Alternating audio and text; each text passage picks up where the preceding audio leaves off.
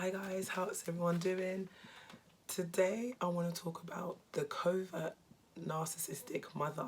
The narcissistic covert narcissist is so dangerous because you won't even realise.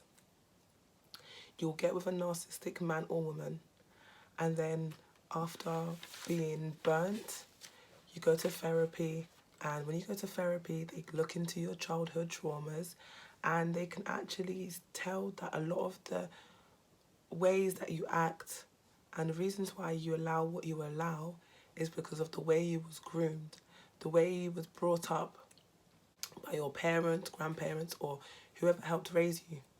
Then you realise that your mother is actually a covert narcissist, or she's toxic, or she's dysfunctional. Not always a narcissist, but you realise that some of the things she does is that she groomed you for narcissistic relationships in the future. Your mother always gives you slight put downs. Maybe she's not aware that she's doing it. Maybe she is. She gives you slight put downs, makes it out like you're always forgetful, always unorganized. There's always something wrong with you. There's always something that you need to improve. There's always something you need to do. There's always something. You're not going to think that your mum's toxic because you're going to think, okay, your mum always wants you to be the best person you can be. So she's going to tell you, the dishes are not clean, do them again. You could iron your clothes better. You're not going to think that your mother is a covert because she's saying these things. You're going to think, okay, mum knows best, right? She's just trying to help me. As you get older and then you realise the things that she's moaning about are irrelevant. She wouldn't pat you on the back for, something great like dealing with the narcissist or dealing with or being a good single mother, or being a good single father. The things that you actually want validation and praise from your mother, you're not going to receive it. Instead of her saying, well done, I know you're about to have a breakdown, I know you're, struggling being a single mum, being a single dad, but I'm proud of you. You're not going to hear that. What you're going to hear is, you always make these mistakes. You always do this. You always do that. And that's not really helpful. That's not really going to help you do better in life. And this is why I say it's emotional abuse.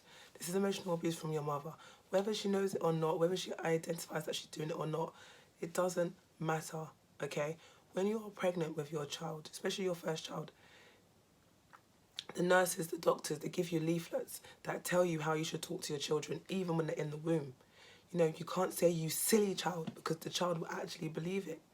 So they actually tell you, all the negative stuff that you say to the child, even if it's out of anger, even if you don't mean it, the child's going to actually listen to those thoughts and actually going to take that in.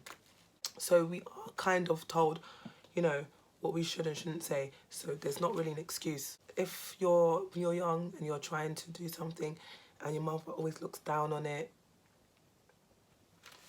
it could be a thing where your mother looks down at, maybe you want to be a musician and she hates your music, or she doesn't feel music is a good, industry to get into.